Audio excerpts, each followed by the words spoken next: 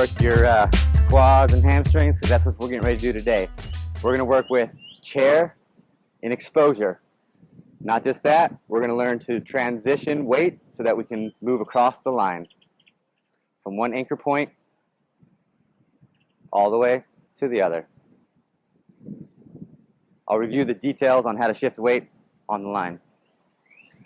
If you don't know how to do an exposure chair sit on the line, check out the SLACKROBATS tutorials for some helpful tips. So coming into an exposure chair,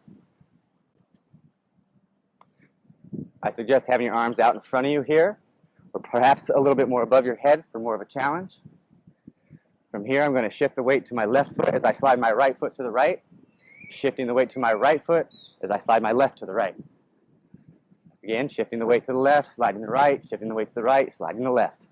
Continuing this motion all the way across until you reach one anchor point, and then working your way across to the other side. Shifting the weight to the right, sliding the left, shifting to the left, sliding the right.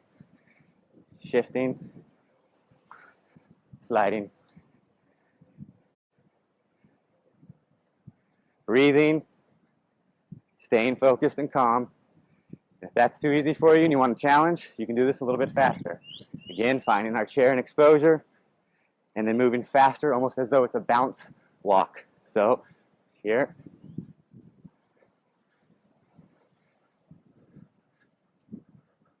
Going to the other side. Maintaining balance. If you do start to have trouble, settle, and then continue.